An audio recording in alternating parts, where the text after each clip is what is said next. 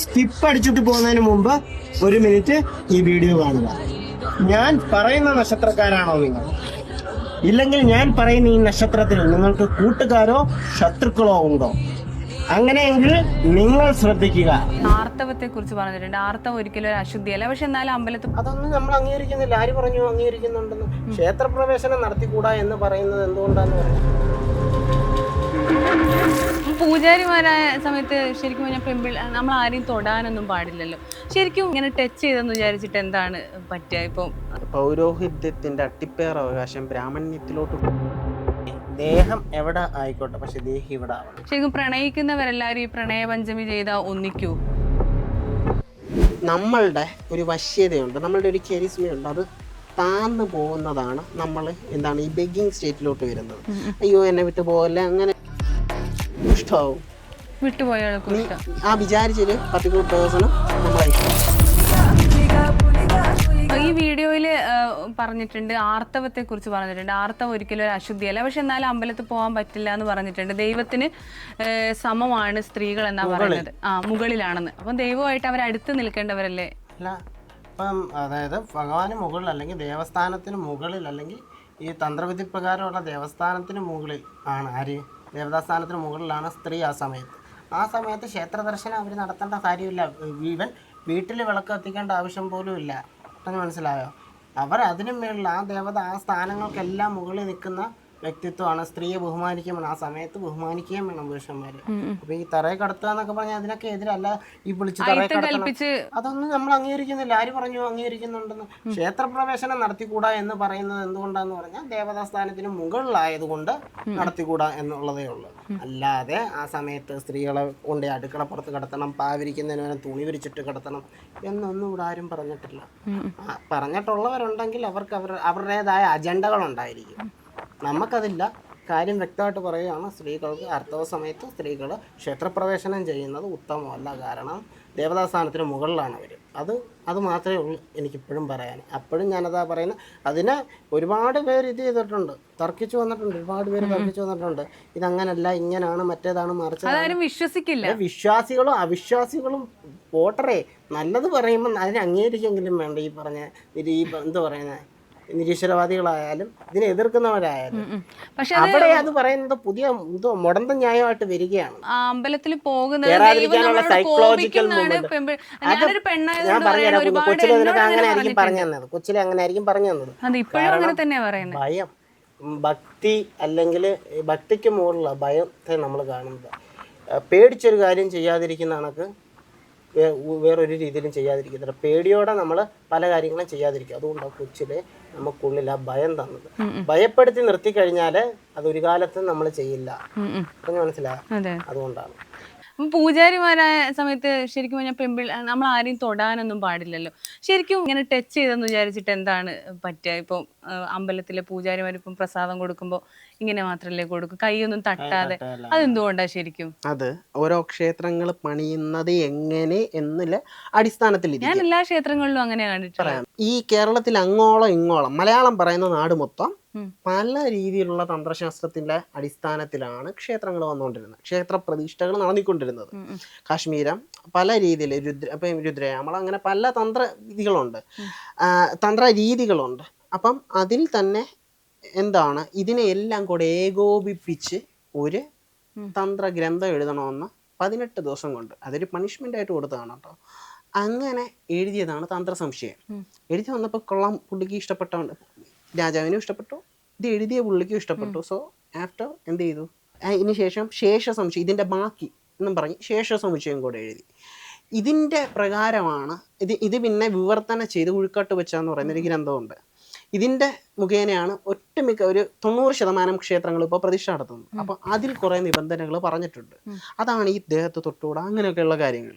ഇതിന് പ്രകാരമല്ലാതെ നൂറുകണക്കിന് തന്ത്ര ഗ്രന്ഥങ്ങളുണ്ട്, 64 തന്ത്രശാഖകൾ കിടപ്പുണ്ട്. ഈ പ്രകാരമൊക്കെ നടത്തുന്ന ക്ഷേത്രങ്ങൾ, പ്രതിഷ്ഠ നടത്തുന്ന ക്ഷേത്രങ്ങളുണ്ട്. അവിടെ കയറി നിങ്ങൾ തൊടുന്നുകൊണ്ട് കുഴപ്പമില്ല. നമ്പൂതിരിമാര് തൊടുമ്പോഴാണോ പ്രശ്നം? അങ്ങനെയില്ല, നമ്പൂതിരിമാര് തന്നെ ഈ പറയുന്ന പോലെ വാമാചാരത്തിൽ പ്രതിഷ്ഠ നടത്തുന്ന ക്ഷേത്രങ്ങളുണ്ട്.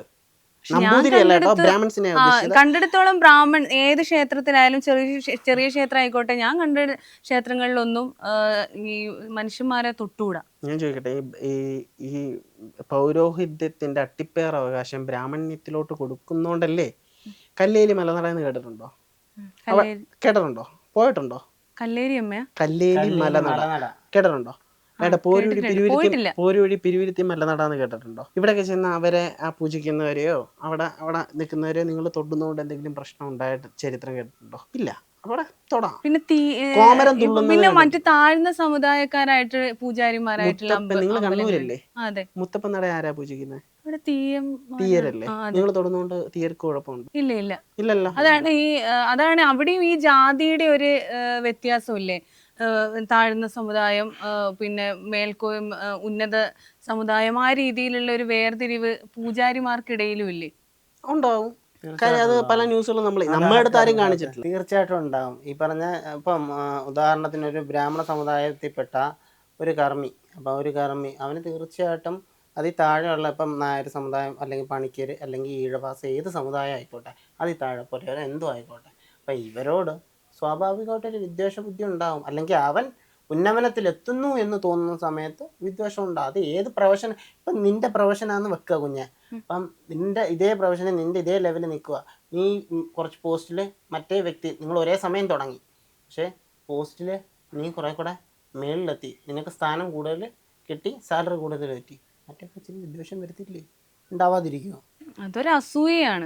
അതേ ജലസി തന്നെ. പക്ഷെ ജലസിയുടെ കോർ റീസൺ ജാതീയതയാണ് എന്നുള്ളതേ ഉള്ളൂ. മനസ്സിലായി? എപ്പോഴും ഹ്യൂമൻ ഇമോഷൻസ് വെച്ച് തന്നെ ഈ സംഭവങ്ങളെല്ലാം മുമ്പോട്ട് പോകുന്നേ. ജാതീയത ഉണ്ട് എന്നുള്ളത് നിങ്ങൾ സമ്മതിക്കുന്നില്ലേ? ഈ ഫീൽഡിലും എല്ലാ ഫീൽഡിലും കാണും ജാതീയത.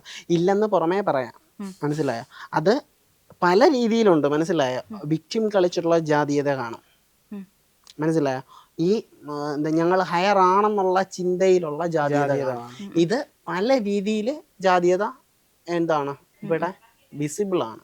പിന്നെ ഹിഡൻ ആണെന്ന് നമ്മൾ എന്താ പറയണ്ടേ, നമ്മൾ തന്നെ കണ്ണടച്ചിട്ട് പറഞ്ഞ് ഇവിടെ ഇല്ല എന്ന് പറയാമെന്നേ ഉള്ളൂ. യഥാർത്ഥത്തിൽ ഇപ്പം എന്താ പേരെന്താ വരുന്നത്, ബിൻഷയ്ക്ക് അറിയാം സംഭവം ഉണ്ട്. മനസ്സിലായോ? നമ്മുടെ ചുറ്റുപാടും നോക്കുമ്പോൾ നമുക്ക് മനസ്സിലാവും ഉണ്ട്. പുറമേ നിന്നിരുന്ന് വലിയ വർത്താനം പറയുന്ന വ്യക്തികൾ സ്വന്തം മകളോ മകനോ ജാതിപ്പെട്ടൊരു സ്ത്രീയോ പുരുഷനെയോ വിവാഹം കഴിക്കുന്ന അറിയുമ്പോ തീരുന്ന എന്താണ് പുരോഗമന സംസാരവേ ഇവിടെ ഉള്ളൂ. മനസ്സിലായോ? നിങ്ങൾക്ക് അങ്ങനെ തൊട്ടുകൂടായ്മ അങ്ങനെ ഉണ്ടോ? ഇതുവരെ ഇല്ല. ആരുമായിട്ടും ആരോട് തൊട്ടുകൂടായ്മയോ അങ്ങനെ പ്രത്യേകിച്ച് കാര്യങ്ങളോ ഒന്നും. ഈ പറഞ്ഞ കൊറോണ വന്ന സമയത്തുള്ള ഡിസ്റ്റൻസേ ഉള്ളൂ. അല്ലാതെ ഇതുവരെ ഞങ്ങളായിട്ട് അത് നമ്മളറിയാം. അല്ല, ഇതിപ്പം എന്തായാലും പബ്ലിഷ് ആവുന്ന ഒരു കാര്യമാണ്. സോ നമ്മളങ്ങനെ മാറി നില്ല്, തൊട്ടുകൂടാ, കണ്ടുകൂടാ എന്നൊക്കെ ആരോടെങ്കിലും പറഞ്ഞിട്ടുണ്ടെങ്കിൽ അവര് പറയാമല്ലോ. അതെ.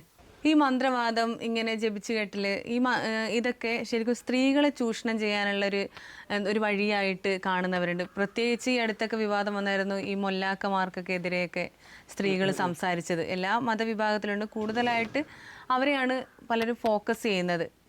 അതെന്തുകൊണ്ടാണ് ശരിക്കും അങ്ങനെ സ്ത്രീകളെ ഇങ്ങനെ? അതിപ്പോൾ നമ്മളില്ല എന്ന് പറഞ്ഞു കഴിഞ്ഞാൽ കള്ളായിപ്പോവും. ഉണ്ട് ഇഷ്ടംപോലെ ആൾക്കാർ സ്ത്രീകളെ ഇതിന് ഈ ഒരു തരത്തിൽ ചൂഷണം ചെയ്യുന്നവരുണ്ട്. അതിന് അവെയർ ആവുക എന്നുള്ളതാണ് ചെയ്യാൻ പറ്റുന്ന കാര്യം. മനസ്സിലായോ? ഒരാളുടെ സംസാരം കേൾക്കുമ്പോൾ കൊച്ചു പിള്ളേരൊന്നും ആയിരിക്കത്തില്ല, അവർക്ക് മനസ്സിലാകും. അപ്പോഴേ ഒന്നീ കള പോടാ എന്ന് പറഞ്ഞ് കളയുക, അവൻ്റെ കള്ളത്തരം മനസ്സിലാക്കി പോവുക. അതല്ല, ചിലപ്പോൾ ചിലർ ഇമോഷൻസിനെ വെച്ച് കളിക്കുന്നവരും കാണും. ഏതവന്മാരായാലും ചെയ്യുന്നത് തെറ്റാണ്. മൊല്ലാക്കന്മാരാണ് ഇത് കൂടുതലായിട്ട് ചെയ്യുന്നത്, അങ്ങനെയാണ് ആൾക്കാർ പറയുന്നത്. ന്യൂസ് നമ്മള് കട്ട്സ് നോക്കുമ്പം മനസ്സിലാവുമല്ലോ, അല്ലെങ്കിൽ ഗൂഗിളിൽ സെർച്ച് ചെയ്യുമ്പോൾ നമുക്കത് മനസ്സിലാവും ഏതൊക്കെ ആൾക്കാരാണ്. ആരും പുറകോട്ടൊന്നുമില്ല, എന്നാലും എല്ലാ വിഭാഗക്കാരും ഉണ്ട് ഇതിനകത്ത്. എന്നുവെച്ചാൽ പണ്ടൊരു വീഡിയോ കണ്ടായിരുന്നു, അതാണെങ്കിൽ പൂജാരിമാരായിരുന്നു സ്ത്രീകളെ ഇങ്ങനെ മൊത്തം പരിശോധിച്ചിട്ട് ഇവിടെയൊക്കെ പരിശോധിച്ച് ഇങ്ങനെ അടിച്ചടിച്ച്, പിന്നെ ഈ തങ്ങള് ഈ കോഴിക്കോട് മലപ്പുറത്ത് എവിടെയാണ് കറക്റ്റ് ഓർമ്മയില്ല. നമ്മൾ ഇതിനൊക്കെ ടോട്ടലി എതിരാണ്. അതുകൊണ്ടാണ് നമ്മൾ റിബലായിട്ട് ഇവര് കാണുന്നത്. മനസ്സിലായോ? നമ്മൾ ഇതിനൊക്കെ പഴയ ഓൺലൈനാണ് ആ നമ്മൾ ഓൺലൈൻ നമ്മളെ കുറിച്ച് അങ്ങനെ വരാൻ നമ്മുടെ കൺസൾട്ടിങ് ഓൺലൈനാണ്, പൂജ ഓൺലൈനാണ്, എല്ലാം ഓൺലൈനാണ്. നിങ്ങൾ ഓൺലൈൻ ദൈവത്തെ വിളിച്ചു വരുത്താന്നൊന്നും അല്ല. നമ്മളെ നിങ്ങൾ കാണുന്നത് ഓൺലൈനിലൂടെ അത്ര മനസ്സിലായില്ലേ? ദേഹം എവിടെ ആയിക്കോട്ടെ, പക്ഷെ ദേഹി ഇവിടെ ആവണം. അതാണ് കർമ്മത്തിന്റെ ഏറ്റവും വലിയ അടിസ്ഥാനം എന്ന് പറയുന്നത്. നമ്മൾ എവിടെ നിന്ന് വേണമെങ്കിലും കർമ്മം ചെയ്യാം, പക്ഷെ മനസ്സ് ഇവിടെ ഇരിക്കണം. അതായത് ഫിസിക്കൽ പ്രസൻസിന്റെ ഒരു ആവശ്യം അവിടെ ഇല്ല എന്നുള്ളതാണ് സത്യം. വരണമെന്ന് പോലും ഇല്ല. വിഷ്വൽ എഫക്ട് ഉണ്ടാവണം. അതായത് നമ്മൾ വിഷ്വലി കാണണം. അതുകൊണ്ടാണ് ഈ ലൈവ് പോകുന്ന എന്തിനാന്നുള്ള ചോദ്യങ്ങൾ വരും. ആർക്കായാലും ഇപ്പൊ വിദേശയാത്ര അല്ലെങ്കിൽ വിദേശത്തൊക്കെ നിൽക്കുന്ന ആൾക്കാരെ കാണും. ഇപ്പൊ ഈ വ്യക്തികൾക്ക് ഈ കർമ്മം അല്ലെങ്കിൽ ഈ പറഞ്ഞ സ്പിരിച്വൽ ലെവലിലോട്ട് പോകാൻ പറ്റാത്തൊരവസ്ഥ. അതായത് ഇപ്പോൾ അമ്പലം കാണാൻ പറ്റില്ല, കർമ്മങ്ങൾ കാണാൻ പറ്റത്തില്ല. പക്ഷെ മറിച്ച് നമ്മൾ ഈ ലൈവ് ഇടുന്നതോടെ എന്താണ് ഉണ്ടാവുന്നത്? അവർക്ക് കുളിർമയും കിട്ടും, മനസ്സിനൊരു സമാധാനവും കിട്ടും. പറഞ്ഞ മനസ്സിലായോ? ഇപ്പൊ നമ്മള് എല്ലാത്തിനും ഓൺലൈൻ പൂജ തെറ്റ്, ഓൺലൈൻ പൂജ കർമ്മ ഈ പറഞ്ഞ ഉപചാരങ്ങളോട് കൂടി തന്നെ കർമ്മം നടക്കുന്നത്. പക്ഷേ നിങ്ങൾ കാണുന്നത് ഈ പറയുന്ന 4-5 ഇഞ്ച് സ്ക്രീനിൽ 6 ഇഞ്ച് സ്ക്രീനിൽ കൂടെ കാണുന്നു. ഇപ്പൊ ഈ പറഞ്ഞ ഗുരുവായൂരായാലും മറ്റുള്ള ഇപ്പൊ ഉത്സവങ്ങളായാലും സകല കാര്യങ്ങളും ലൈവായിട്ട് കാണുന്നില്ല. സ്ട്രീമിംഗ് ഇപ്പൊ എല്ലാ കാര്യങ്ങളും ഉണ്ട്. അവർക്ക് ഞങ്ങൾക്ക് പ്രശ്നമില്ലല്ലോ. അവര് ഈ പ്രശ്നങ്ങൾ ആ കാര്യത്തിൽ മാത്രം ഫോട്ടോ വിഗ്രഹങ്ങളുടെ ഫോട്ടോ എടുത്തോടെ അവർക്കിത് ലൈവായിട്ട് കുർബാന കൂടിയാൽ മതി. അതൊന്നും ഒരു പ്രശ്നമുള്ള കാര്യമില്ല. അല്ല ഇനി നമ്മളുടെ ഇതിൽ മാറും. പക്ഷെ അത് നമുക്ക് പെട്ടെന്ന് അക്സെപ്റ്റ് ചെയ്യാൻ പറ്റില്ല. ഓൺലൈനായിട്ട് നമ്മള് പൂജ ചെയ്യുമ്പോൾ അതിൽ പങ്കെടുക്കുക, അത് പെട്ടെന്ന് അക്സെപ്റ്റ് ചെയ്യാൻ പറ്റില്ല. നമ്മളുടെ 1000-1500ഓളം ക്ലയൻസിന് അത് അക്സെപ്റ്റബിൾ ആണ്. അവര് എല്ലായിടത്തും ഈവൻ നമ്മുടെ തൊട്ടപ്പുറം ആലപ്പുഴയിലോ ഈ കൊല്ലത്തിന്റെ കായംകുളത്തോ ഒക്കെ ഉള്ളവർ പോലും നടത്തുന്നത് എന്താണ്? ഓൺലൈനിൽ അവർ കാണത്തില്ല. അവർക്ക് വന്ന് ക്ഷേത്രത്തിൽ വരണമെന്നുള്ളവർക്ക് വരണ്ടെന്ന് പറയുന്നില്ല. അവർ ഈ ഓൺലൈൻ പൂജയിൽ അവർ സംതൃപ്തരാണ്. ഓൺലൈനിൽ ചെയ്യുന്നതുകൊണ്ട് അവർക്ക് ഒരു കുഴപ്പമില്ല. ഇതൊരു ഡിജിറ്റൽ എവിഡൻസ് ആണ്. മനസ്സിലായി. വേറൊരു കാര്യം കൂടി ചോദിക്കട്ടെ, ഈ മലബാറിനെ അപേക്ഷിച്ച് കൂടുതൽ എന്താ പറയാ ഒരു അന്ധവിശ്വാസമൊക്കെ കൂടുതലുള്ളത് തെക്കർക്കാണ്. ഏറ്റവും കൂടുതൽ അന്ധവിശ്വാസം ഉള്ളത്, ഏറ്റവും കുറവ് അന്ധവിശ്വാസം ഉള്ളത് അല്ല, കൂടുതലായിട്ടും ഇങ്ങോട്ട് കൊല്ലത്താണല്ലോ ഏറ്റവും കൂടുതൽ നിരീശ്വരവാദികളുള്ള അതിക്രമങ്ങളാണെങ്കിലും ചെറിയ ചെറിയ എന്തിന്റെങ്കിലും പേരിലൊക്കെ ഉള്ള അടിയും പിടിയും ഒക്കെ കൊല്ലത്താണ് കൂടുതൽ. അതുപോലെ തന്നെ ഇവിടെ കുറെ അന്ധവിശ്വാസികൾ. ഏറ്റവും കുറവ് വിശ്വാസികളടക്കം ഏറ്റവും കുറവുള്ള ജില്ല കൊല്ലമാണ്. ഏറ്റവും കുറവ് വിശ്വാസികളടക്കമുള്ള ജില്ല കൊല്ലമാണ്. തിരുവനന്തപുരം ഓക്കെ നല്ല വിശ്വാസികളുള്ള ജില്ലയാണ്. ആലപ്പുഴ അതാണ്, ആലപ്പുഴ ചേർത്തല ആ ഭാഗം അങ്ങനെയാണ്. കൊല്ലം ജില്ലയിലെ പേര് കേട്ട ഒരു ക്ഷേത്രത്തിന്റെ പേര് നിങ്ങൾക്ക് പറയാൻ പറ്റുമോ? ഗണപതി അമ്പലം ഓക്കെ, ഗണപതി അമ്പലം, കാട്ടിൽ മേതൊക്കെ പിന്നീട് ഇപ്പം ട്രെൻഡ് ആയി വന്നതാണ്.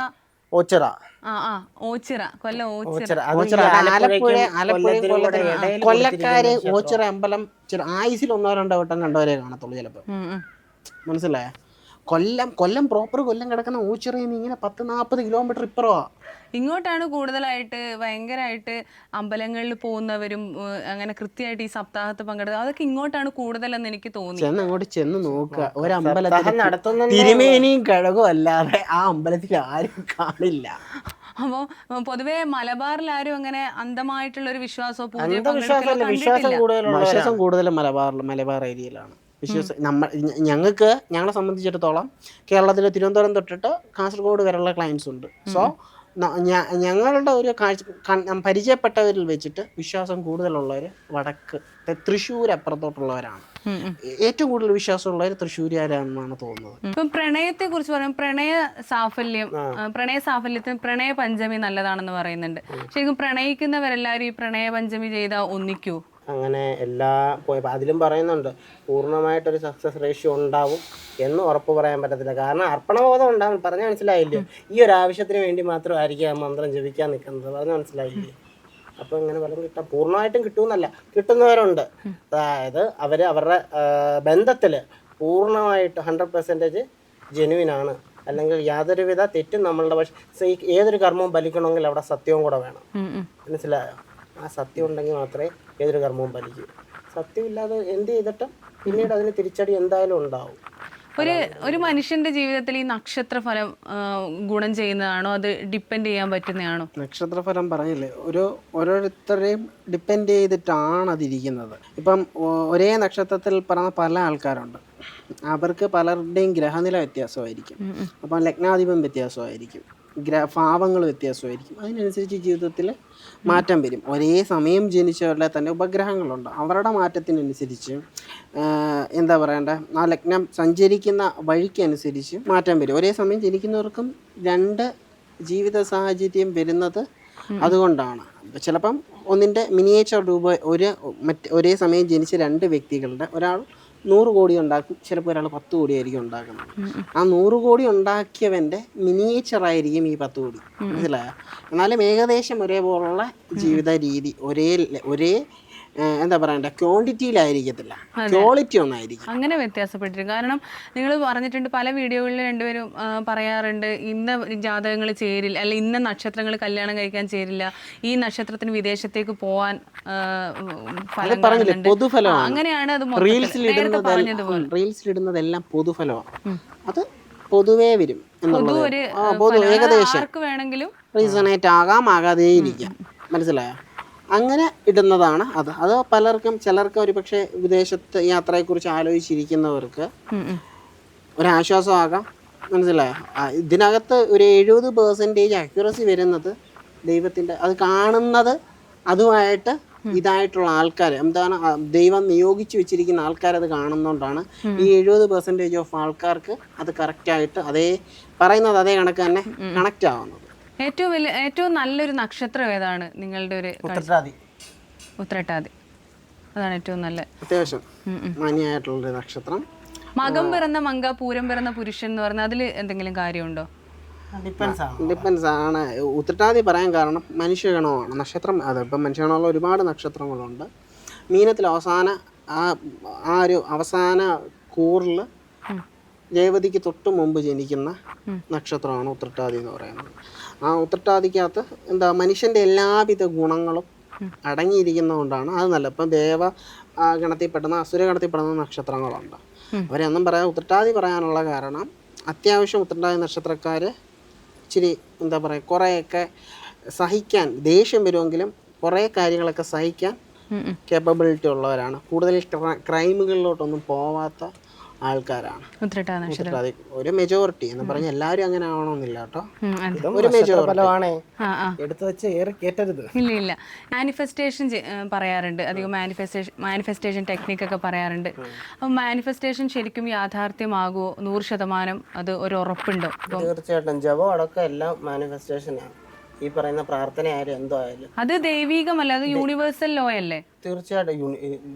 ദൈവം എന്ന് പറയുന്നത് എന്തുവാടി? യൂണിവേഴ്സൽ എനർജിയാണ്, മനസ്സിലായോ? പക്ഷെ അത് രണ്ടും കണക്ട് ചെയ്ത് പറയാറില്ല പൊതുവെ. ആര് പറഞ്ഞു കണക്ട് ചെയ്യാൻ പറയാൻ പറ്റത്തില്ലെന്ന്? പ്രപഞ്ചവും പ്രപഞ്ചം എന്ന് പറയുന്നത് ഈ പ്രപഞ്ചനാഥൻ എന്ന് പറയുന്നത് എന്തിനാ ഭഗവാനെ പറഞ്ഞു, മനസ്സിലായോ? പ്രപഞ്ചം എന്തുവാ?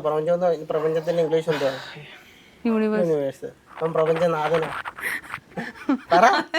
യൂണിവേഴ്സൽ ലോ എന്ന് പറയുന്നത് ശരിക്കും യൂണിവേഴ്സിന്റെ ഒരു നിയമമാണല്ലോ. പ്രപഞ്ച നിയമം. അത് സയന്റിഫിക് അല്ല, സയന്റിഫിക്കൽ, അത് ഫിലോസഫിക്കലാണ്, മനസ്സിലായോ? അത് പറയുന്നത് ഇപ്പം നിങ്ങൾ പറയുന്നത് ഈ മാനിഫെസ്റ്റേഷനെ കുറിച്ചൊക്കെ ആണെന്നുണ്ടെങ്കിൽ അത് മോസ്റ്റ് മോഡേൺ ഫിലോസഫിയാണ്.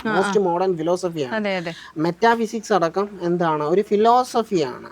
അതിനെ സയൻസുമായിട്ട് അധികം ബന്ധിപ്പിക്കാൻ പറ്റില്ല.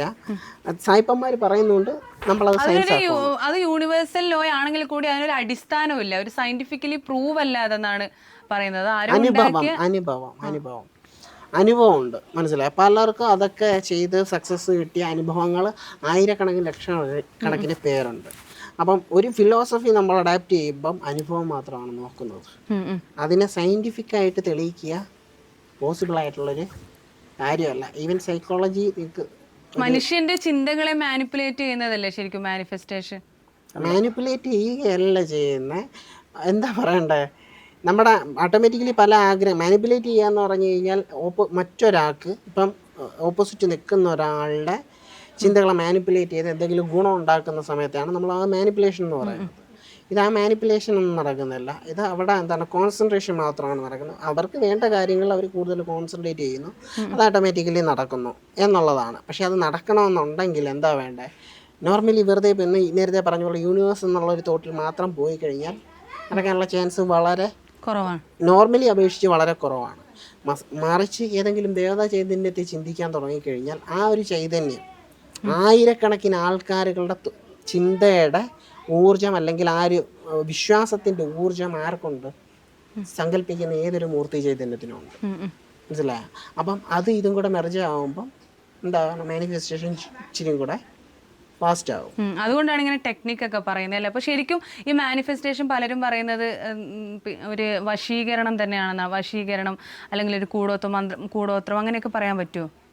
അത് വശ്യം അതൊക്കെ പറഞ്ഞില്ലേ, ഇതെല്ലാം മറ്റേതൊരു ഇച്ചിരി ഓൾഡ് ആയിട്ടുള്ള ഒരു ഫിലോസഫി, ഇത് ഇച്ചിരി എന്താണ് മോസ്റ്റ് മോഡേൺ ഫിലോസഫി. അതിലെല്ലാം ഇതുണ്ട്, വശീകരണം ഉണ്ട്.